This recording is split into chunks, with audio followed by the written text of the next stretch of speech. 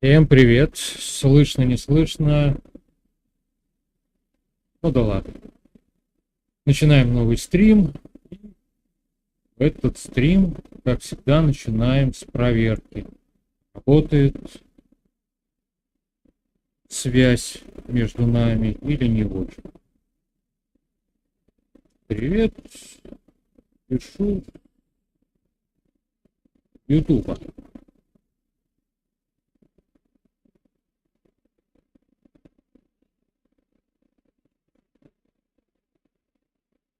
Ютуб работает.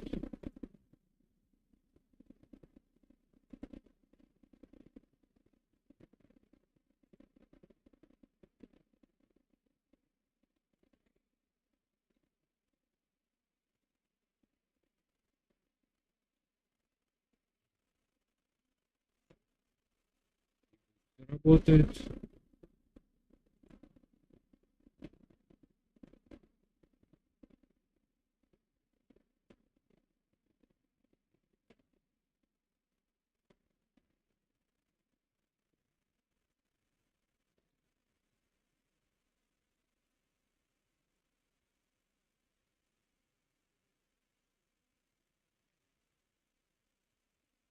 Ну, в общем и целом, связь между нами работает, поэтому напоминаю, что если вы захотите задать какую-то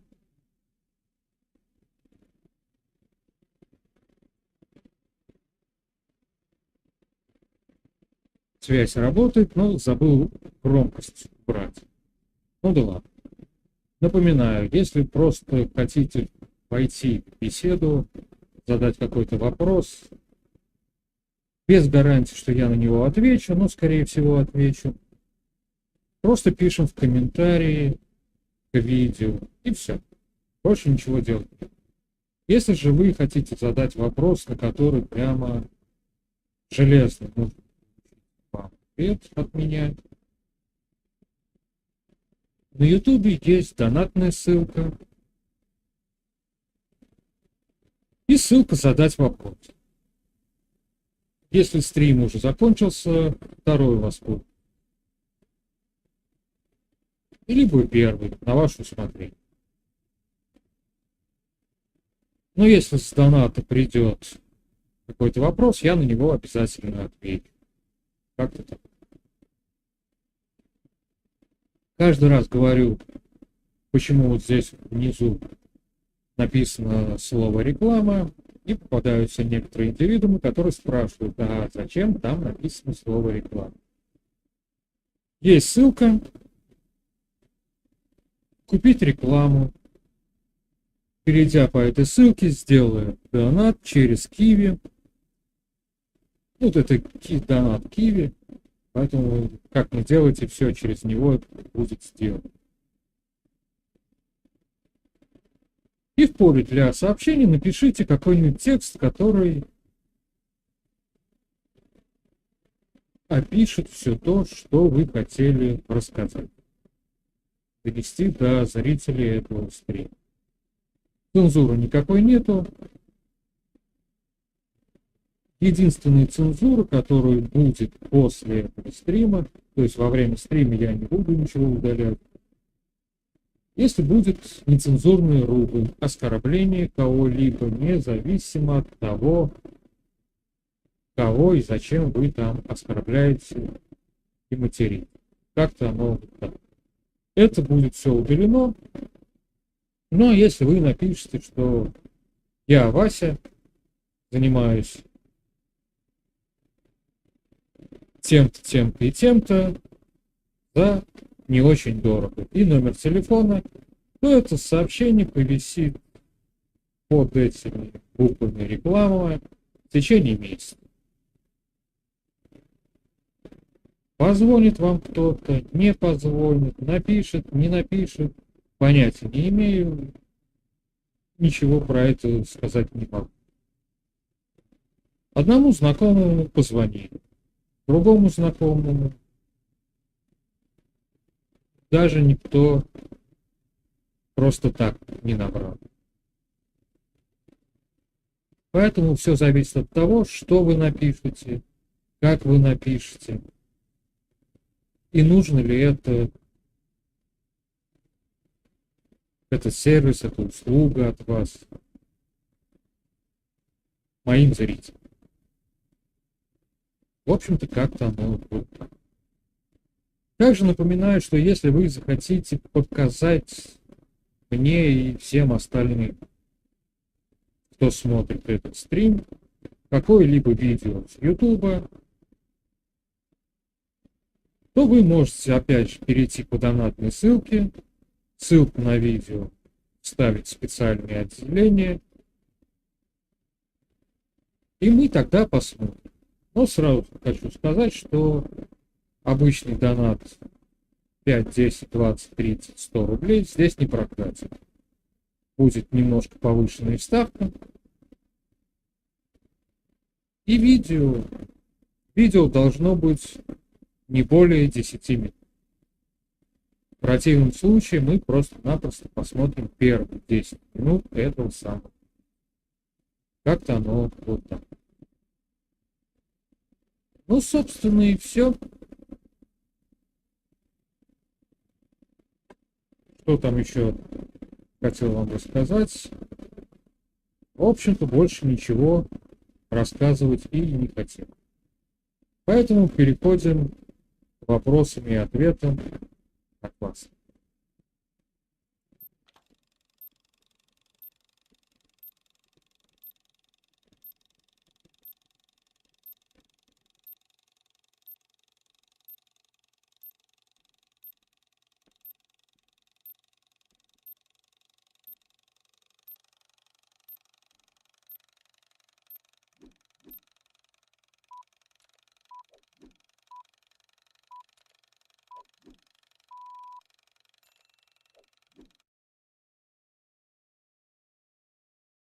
Потому что вопросов немного, стрим сегодня будет тоже не очень длинный.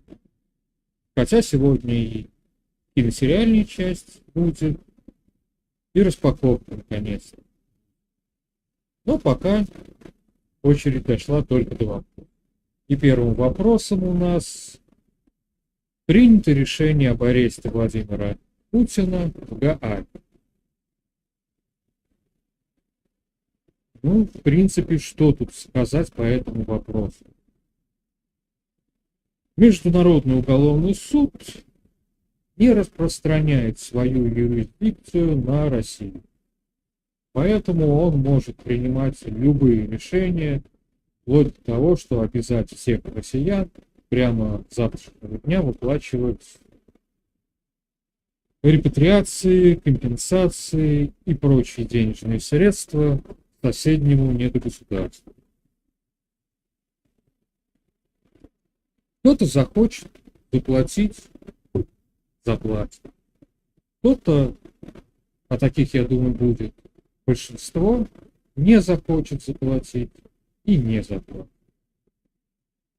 И Международный уголовный суд из Гааги ничего с этим поделать не сможет. Но это если исходить из вопроса о том, что было принято такое решение.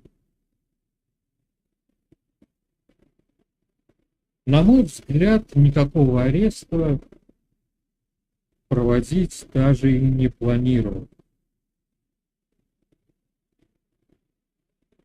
Дела у Украины идут не очень хорошо.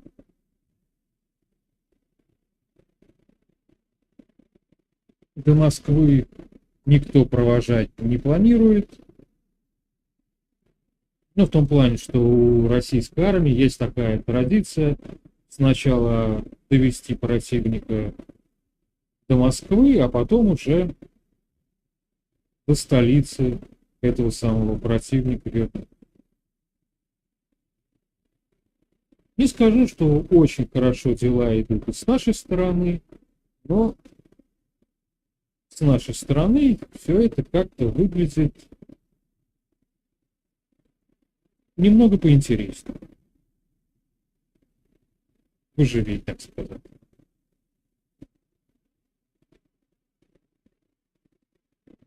И поэтому есть такое мнение, то, скорее всего, может так получиться, что господина Зеленского поскользнется на лестнице, упадет, голову расшибет. А потом какие-нибудь пара-тройка генералов заменит его, и эти самые генералы выйдут на беседу с нашими генералами и подпишут какой-нибудь, не знаю, капитуляцию, например. И чтобы этого не произошло, нужно сделать так, чтобы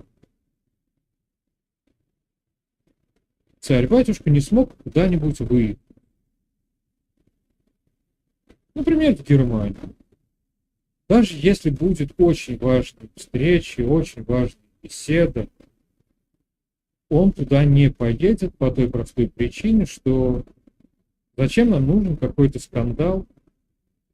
Понятное дело, что его там арестуют, проведут беседу, угостят чаем, кофе, может, пиво нальют.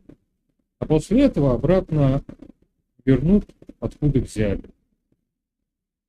Потому что одно дело, когда Россия стреляет на Украине, а другое дело, когда Россия начнет стрелять где-нибудь в Германии. Да, конечно, есть там Североатлантический блок, который прям вот друг за дружку стоит горой. Но все это на словах. А на практике? Если вдруг, давайте просто представим такую ситуацию. Зеленский прилетел в Германию, и все, договор о капитуляции. Путин прилетел в Германию, чтобы подписать капитуляцию Зеленского, а его при выходе из самолета сразу же посадили в УАЗик царской и отвезли куда-нибудь. Не знаю, куда отвозят, когда арестовывают по делу в Гааге. Долго будет молчать Шойгу, Пригожин?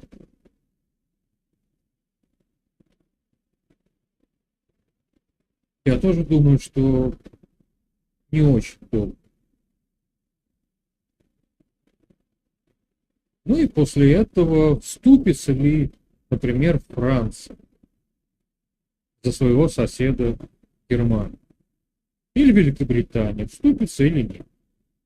Не в смысле какой-нибудь там индус или Макарон опубликует какой-нибудь твиттер, еще где-нибудь там в Фейсбуке, еще где-нибудь там короткий текст, там вы поступаете неправильно, отпустите президента Российской Федерации, такое прочее. А именно вступится, я имею в виду, прямо все. Германию бомбят, а Франция на танках поедет выгонять Россию или не поедет?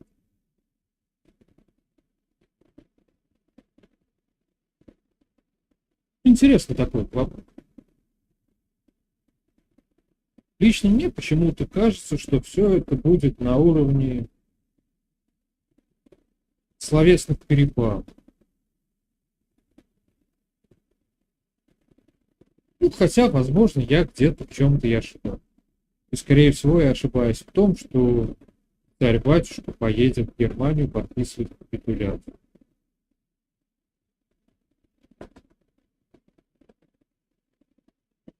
Новый квартирант пришел.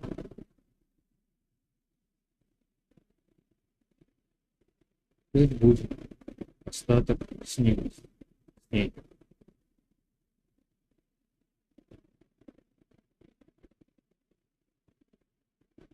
Тем временем, на основе вот этого заявления об аресте, куча всяких разных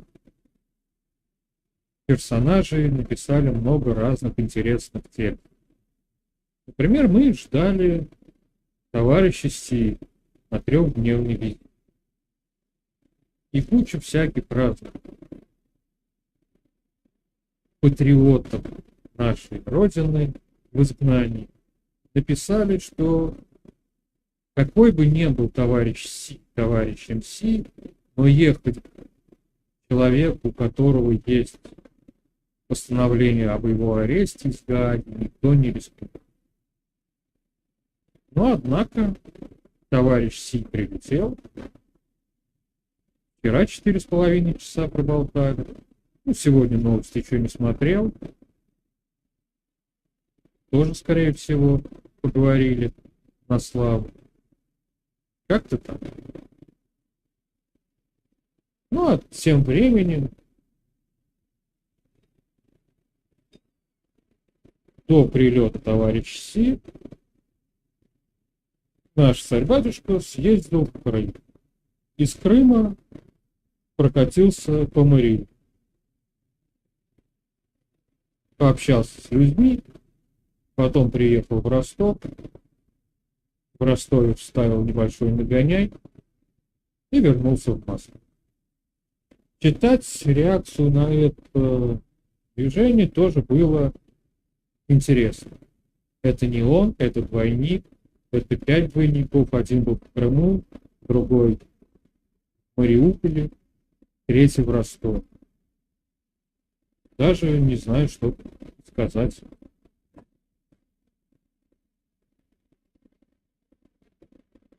Но тем временем прислали видео о путешествии товарища царя-батюшки. Собственно, смотрим. Значит, также составили план развития набережных парка. То, что я вам докладывал, сделали хороший дизайн-проект, разделили на 3 очереди. И помните, я также говорил, что все-таки основные культовые сооружения тоже помогают. Значит, работают уже несколько храмов. Значит, одну мечеть закачать. Сегодня я был и на храме, и на мечети. Службы идут, уже все нормально. И вот там, где у нас находится парк, вот прямо около, прямо перед морем, в парке, находится и храм, и мечеть. Значит, и вот там же приняли решение делать благоустройство и спуск к набережной.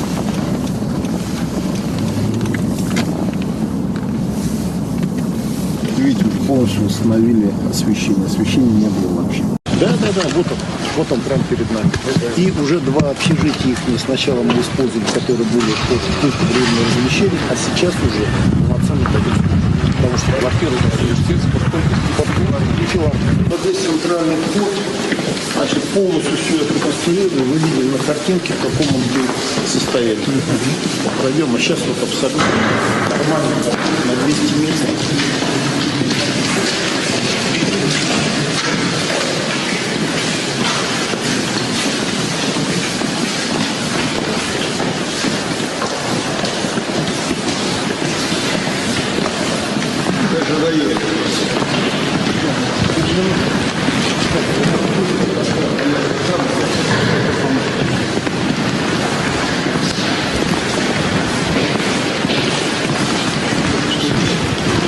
Здесь одним из для струнных инструментов. Здесь все хранение инструментов. Сейчас. Люди уже полностью занимаются. Да? Я сегодня сам еще был, сам прямо слышал, видел. В апреле готов уже поставить спектакль. В воде. Стиль есть, смотрел. Вот это, смотрите, зал на 200 мест.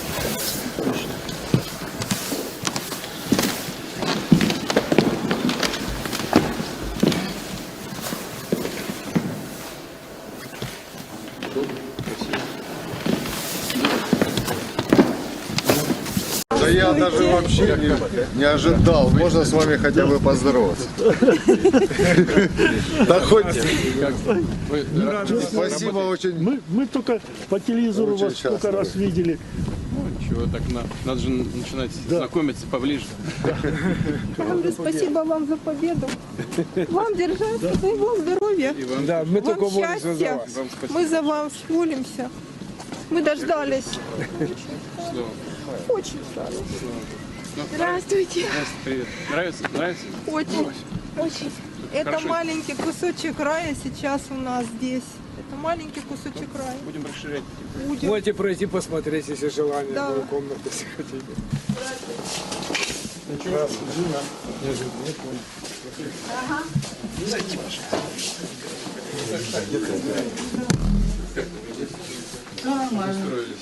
Пройдите, вот кухня. Это все покупали, все, голые стены были. Только газовая печка, вернее, электропечка и все. Это все вот. Ну что? И сколько здесь комнат у вас? 3. 3? Да было 3 и дали 3. Ну, не будем вас беспокоить. Извините, пожалуйста, что так неожиданно. Спасибо, что зашли.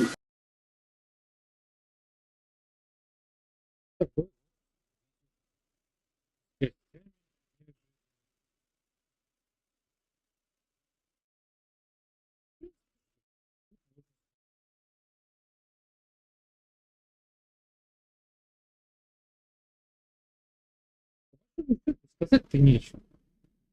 Наглядный пример того, что это теперь российская земля.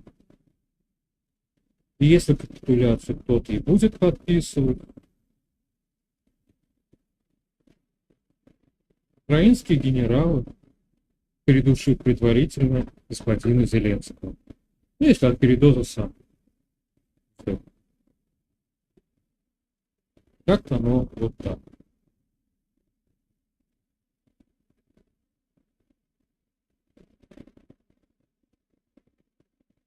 Также сообщают, что сотрудникам правительства, различным чиновникам сфер дали команду до 1 апреля избавиться от iPhone. Так как это система, которая позволяет контролировать человека, следить всякие разные. Ну, отслеживать письма, еще что-то.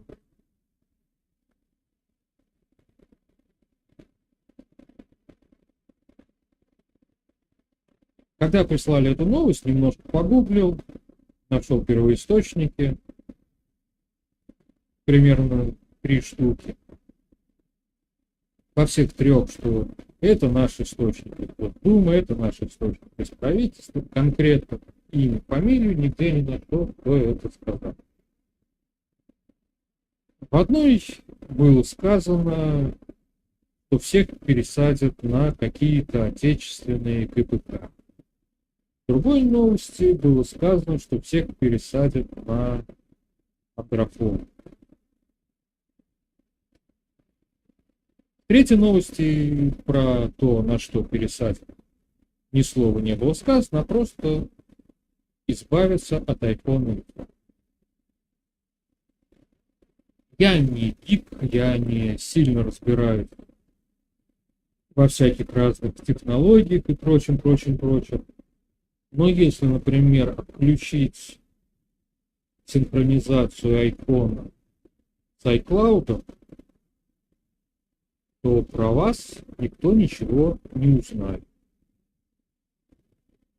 А если, например, еще и небольшие настроечки активировать сетью, то никакие данные никуда не уйдут. Что касается Андрофона. Да, система бесплатная. Можно сделать российский Андрофон, можно сделать китайский Андрофон, можно сделать гватемальский Андрофон. Но в этом Андрофоне столько всяких дырок, что проще взять и каждому депутату выдать по одному человеку с катушкой на спине. Надо куда-то позвонить по важным делам. Человек повернулся, то ручку крутанул, алло, барышня Смольная. Трубочку. Депутат поговорил, трубочку положил, излишки кабеля смотали, потопали дальше. Защита от прослушивания, от всякого разного работает немножко не так. Можно взять любой телефон, кнопочный, смартфон, iPhone, чистый Android, грязный Android, отдать его специалисту, и тот сделает так, что все будет хорошо. Без прослушек, без контроля со стороны и прочее, прочее, прочее. Хотя, на мой взгляд, идеальным вариантом было бы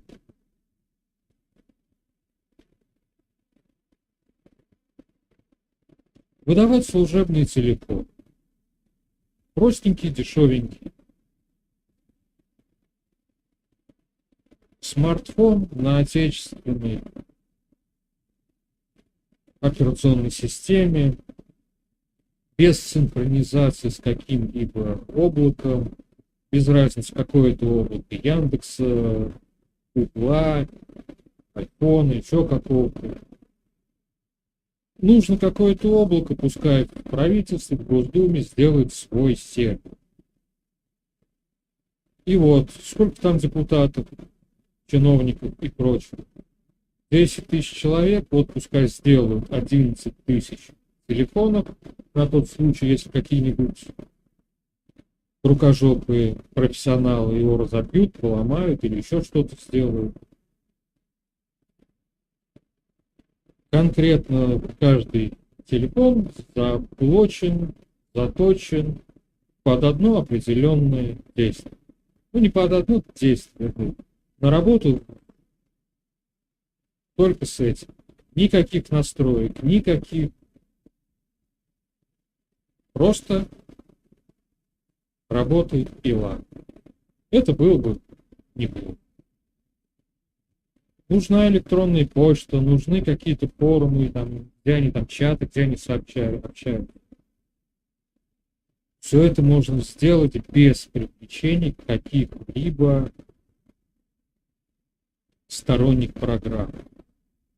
Конечно, я понимаю, Павлику Дурову бы очень хотелось, если бы депутаты Государственной Думы общались бы через его телегу. Но был один сервис, где собирали всякие разные гики и обсуждали всякие разные технические вопросы. И Павлик Дуров решил немножко пропиариться. Я плачу много денег тому, кто сумеет взломать телегу. Через 30 минут телега была взломана. Да, потом это дело замяли, дикаря спустили. Те, кто взломал, взяли телегу на работу, а телегу объявили не взломать. Потом еще пару раз объявили такой же код. Закончилось все тем же самым. То есть Павлик Дуров может сказать 1000 раз в одно лицо, что телега не взламывается. Может еще 1000 раз собрать всех работников и выступить хором. Но телега как была дырявой, так и останется дырявой. Да, по сравнению с остальными болталками, она на ступеньку, на полступеньки повыше. Но от этого не перестает быть решено. Ну а то, что правительство наконец-то озаботились тем, что кто-то может прослушать, слить, ломать, еще что-то. Только один вопрос. А почему сейчас, а не потом? Точнее сказать, даже не потом, а почему не год, не 5 лет назад? То есть раньше не могли, а теперь могут? Ну да ладно. С вопросами покончено. И переходим к киносериальной части.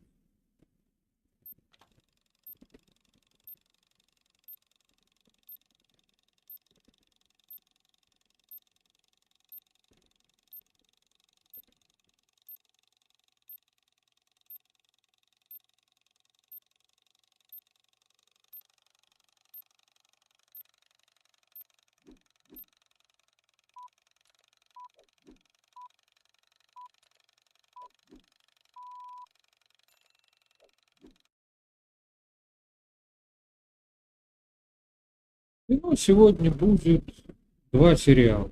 Оба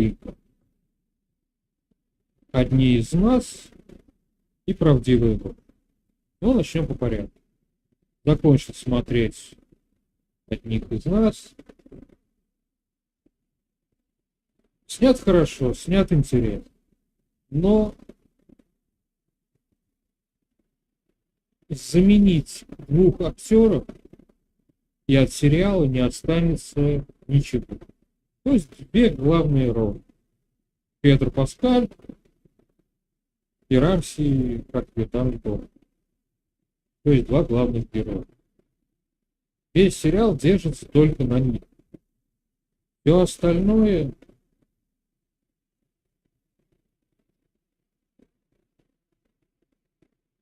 не знаю, нечетко гибнет.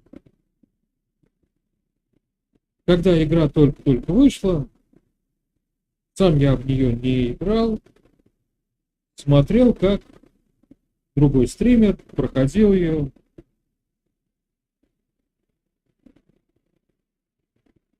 Русский тактик. Смотрю почти все прохождения, которые он там проходит. Лично мне нравится. Вам решать самому, смотреть, не смотреть такое видео. Ну, я посчитал, что можно посмотреть. Тем временем, вот если сравнить его прохождение и сериал, ну, такое впечатление, что просто взяли прохождение, сделали новую графику, 2/3 вырезали, а теперь можете посмотреть наш сериал. Ну, не знаю. Сериал хороший, интересный, но в общем и целом, не знаю. Мне почему-то показалось, что сцена, когда Педро идет за девчонкой, чтобы ее спасти от хирурга, когда он через всю вот эту больницу проходит, убивает там кучу людей,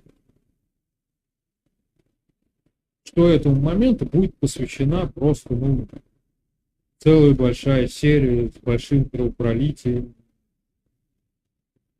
жестко, резко и все такое прочее. А здесь, я не знаю, ну а почему они не вставили какую-нибудь там кукарачу в качестве фона? Тихо, спокойно, ствол, бах-бах, еще 10 шагов, бах-бах, еще пару шагов. Ага, убери скальпель, не убрал, на тебе пулю в голову. Так, быстро вы отвернулись, все, мы ушли. Ну, я не знаю. Да, я не спорю, игра, переделка, весь сериал, переделка игры и все такое прочее. Ну а почему не сделать немного своего?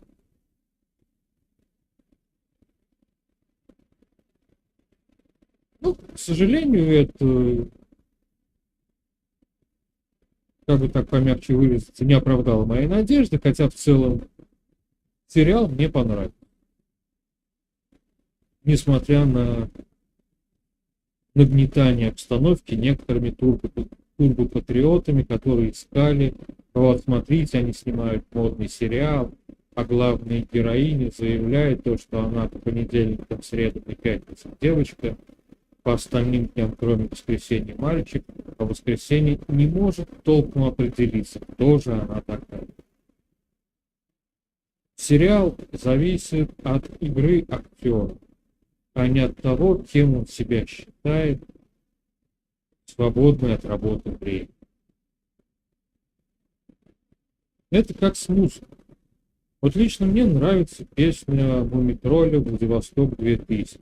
А сегодня утром я прочитал, что концерт Мумий-тролля где-то там за Уралом отменили, потому что, оказывается, Илья Лагутенко не в полной мере оказал свою поддержку специальной войсковой операции.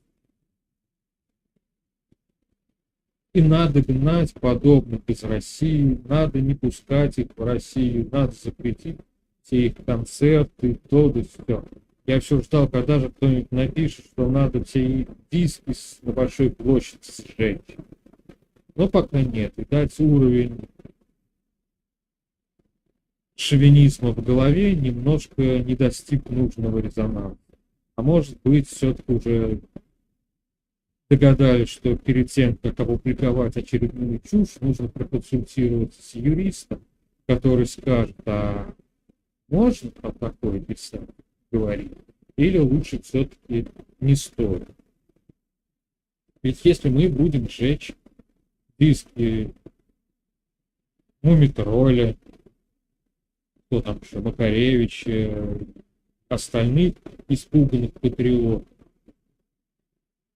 разжигая при этом костер портрет Мигалкина, то чем?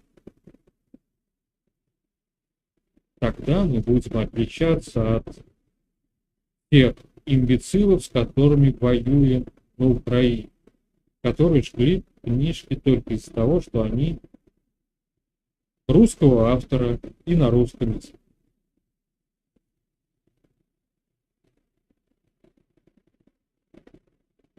Но думаю, что какое-то время специальная войсковая операция еще продлится, и поэтому какой-нибудь из турбопатриотов обязательно потребует, чтобы произведение музыкантов, художников или кто там попадет в очередной раз под раздачу, сожгли на костре. Тот экономист-недоумок, который Шахназаров из Проебалтики, он же нечто подобное заявлял, правда, заткнулся сразу. И сейчас он мега популярный. Ездит, гастроли, туры. Мне вот одно интересно, а реально кто-то его знает, и реально кто-то готов платить деньги, чтобы слушать бред, который он несет? Ну да ладно. О вкусах не спорят. Нравится, как говорится, белка. А у нас остался сериал «Правдивая ложь». Данная фраза «правдивая ложь» мне известна, как, наверное, и большинство людей, по фильму с Арнольдом Шварценеггером. Художественный фильм «Правдивая ложь». Жена — обычная семейная девушка, муж — секретный агент, и вот ему приходится врать о том, что целый день на работе засиделся, в командировку ездил, в то время, когда сам ездил спасать мир, там или иначе, и вот пришлось привлечь жену к своей работе.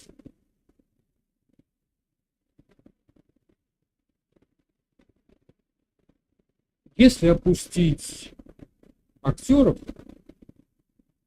то фильм «Правдивая ложь» мне понравился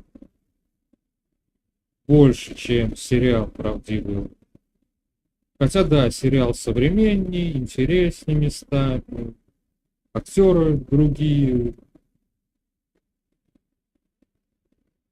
Но в общем и целом потратил 1,5 часа, посмотрел фильм с Арнольдом Шварценеггером, и в общем и целом впечатление какой-то плюс. Смотришь сериал, ну, не за что его поругать. Играют неплохо, актеры нормальные, да, не сильно известные, но нормальные. Ну, все вроде как-то хорошо. А вместо плюс, ну, может быть, еще один плюс. То есть сериал просто делать нечего, давайте посмотрим. Как-то новое. Стоит смотреть, не стоит смотреть. Решать только вам.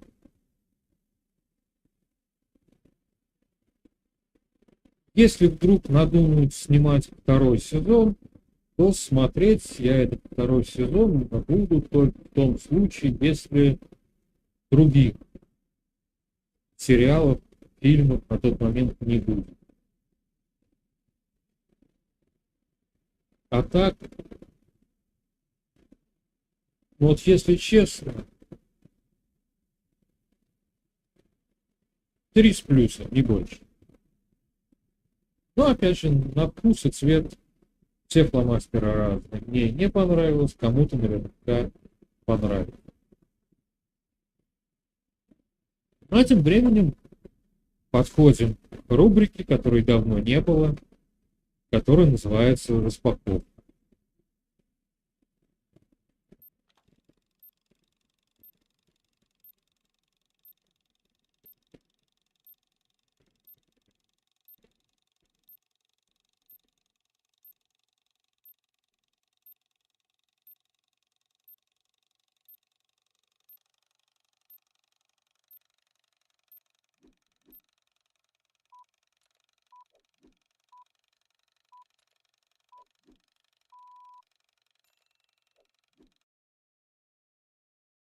Вот знаете, о чем я сейчас помню?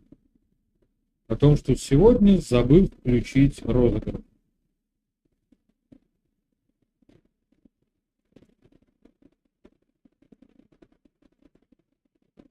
Даже не знаю, что по этому поводу сказать. Надо записать себе, что розыгрыши проводить обязательно каждый раз. Ну да ладно. В распаковке сегодня звукосниматель. Когда мне предложили эту штуку, никаких картинок, ничего не было. Ну что такое звукосниматель? Логично предположить, что это какая-то штука, которая снимает звук. Куда она его снимает, зачем она его снимает, не знаю. Ну да ладно. Вдруг какая интересная штука пригодится в хозяйстве, по-любому согласился взять. Ну вот, собственно, сейчас видео распаковки.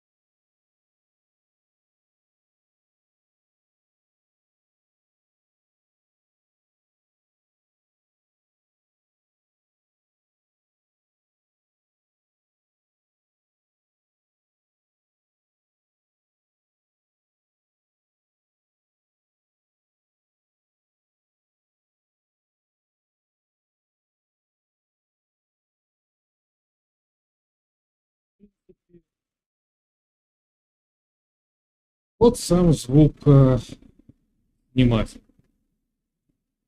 Такая небольшая штука. На обратной стороне USB-C и 3 кнопки и маленькая дырочка. Маленькая дырочка, чтобы мерить звук. USB-C, чтобы подавать питание.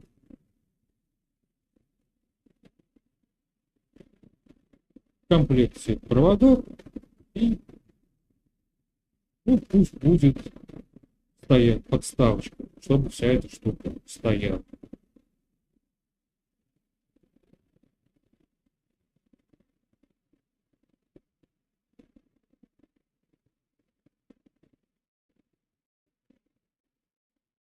В инструкции есть QR-код, по которому можно скачать приложение.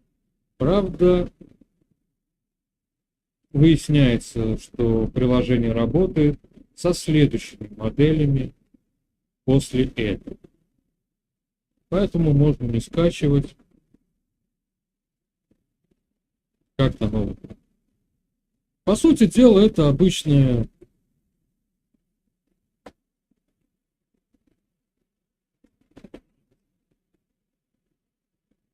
просто вы что-то говорите, и эта штука реагирует на голос. 8 способов показать, как она реагирует. И по своей сути просто-напросто. Ну, если поставить ее рядом с колонкой, то будет прикольно моргать, мигать. Вот я сейчас веду стрим, и эта штука стоит в метре от меня. И как только начинаю говорить, подкидывает вверх красный прямоугольник. Штука прикольная, интересная, стоит недорого. Ссылка в описании есть, если кому интересно, надо и что-то тому подобное. Но если честно, у меня она одна. Я бы, если бы я ее покупал, я бы взял 2 штуки следующей модели. Поясняю почему. Следующая модель длиной 35 сантиметров. Это сантиметров 15. Здесь все прямоугольнички, он цветные бегают, а там полностью весь фон. То есть много-много маленьких лампочек, которые создают плавное перетекание цветов. Здесь тоже каждый прямоугольничек может своим цветом гореть, но там именно весь фон и плюс еще 2 боковые справа и слева стороны тоже светят. Следующую модель можно подсоединить к Bluetooth. И то есть, если вы слушаете музыку, например, с телефона, и даже если слушаете через наушники, эта штука будет моргать, мигать и все такое прочее. И ни в коем разе не нужно брать одну штуку. Берите, как минимум 2. Вот у меня 2 колонки. Левая, вот правая. Вот одну поставить там, а другую поставить там. Музыка играет, и обе штуки ярко сверкают. Питания много не надо, поэтому я бы на том же Алике подыскал бы проводок, чтобы с одной стороны было USB-A, с другой стороны 2 выхода USB-C. И все. Один проводок туда, другой сюда. Питания от компьютера вполне хватит. Будет спокойно себе моргать, мигать и создавать какую-то иллюзию. В целом штука мне понравилась. Интересная. Даже если свет погасить, достаточно ярко светит. Но если честно, нужна какая-нибудь безделушка, которая будет привлекать внимание. Вот это самое оно. Если нет, на Алике полно всякого разного, в том числе и другого хлама. Как я уже сказал ранее, ссылка под видео. Покупаем, если надо, проходим мимо, если нет. В общем-то и все. Тем временем стрим закончился. Увидимся в следующий раз уже на следующей неделе. Поэтому,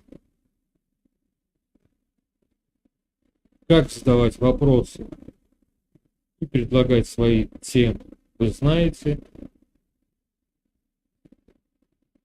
Собственно, и все. Увидимся на следующей неделе. Надеюсь, к тому разу вы подготовите немножко побольше вопросов. Ну или что-нибудь интересное в мире случится, о чем можно поговорить подольше. Ну, собственно, и все. Всем пока. Увидимся на следующем стриме.